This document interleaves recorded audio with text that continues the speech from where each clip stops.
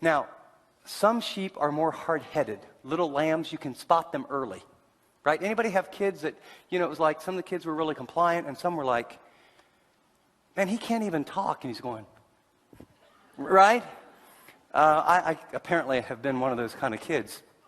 And here's what a shepherd would do, because if you're not near, when a lamb would stray off, early on, you take the big staff and, a little tap on the rear, come on over here. And he kept straying off, no, over here. And, after a while, you realize that lamb straying off is going to die.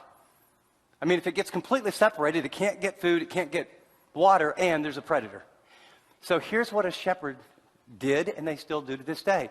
You take that lamb that says, I'm going to live my way. I'm going to make my path, not your path. I don't need a shepherd. That's kind of what little lambs say. If there's any parallel to our lives, you can figure that out. I don't know. But so he would get the little lamb, and he'd break its leg on purpose. Then he would splint the leg. Then he takes the lamb, and he puts it on his shoulders.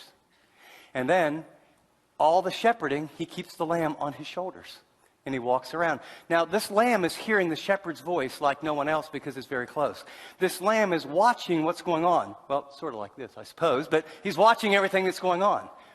And then over a period of time, this lamb knows the shepherd's voice. And when you think about it, this lamb has the most intimate, constant contact with the shepherd of any of the sheep.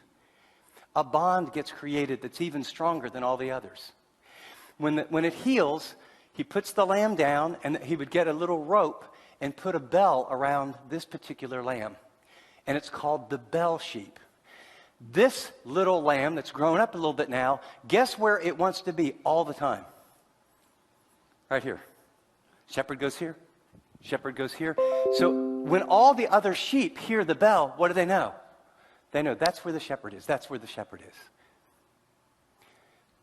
Application. Do you realize for some of us in this room that the crisis that we're in is the loving discipline of your heavenly Father, the shepherd, that broke your leg to get your attention because you're not on or weren't on the path of righteousness. You were on the path of self-will, my way, my thing. I don't need a shepherd. And so you said to God, well, I as a young Christian, I had the gift of compartmentalization. It's an amazing gift. So I could go to Bible study and go to church and then hit all the bars and live a little bit differently with my girlfriend. It was a gift. And I told God, in these sort of areas, whatever you want. In terms of sports, my girlfriend, I got that one covered. I really don't want your advice.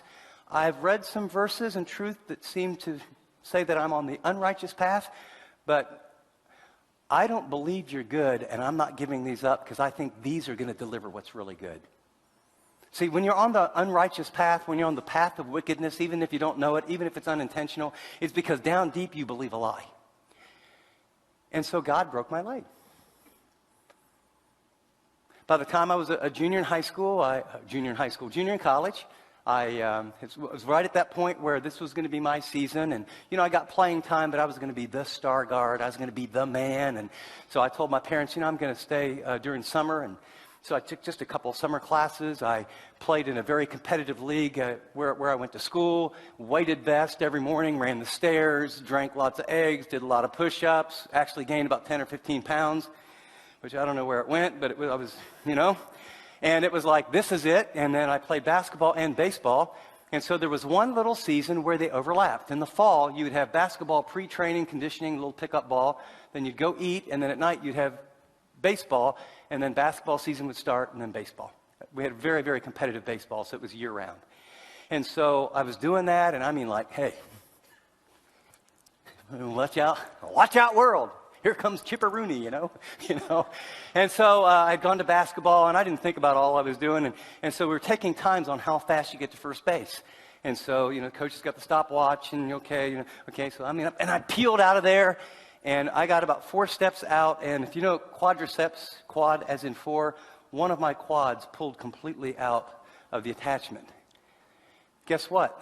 Season over, broken leg. Jesus. Okay, chipperoonie. So how's your way doing? And you matter, not because of basketball. It's a lie. And you matter, and actually, I have a great relationship with the opposite sex, and here's the ground rules and how you get it, because I love you. And he broke my leg. Now, was I mad? Yes. Why, God?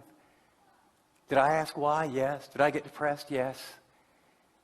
And I had time to do some things like, you know what? Why? And what's going on? God changed my heart.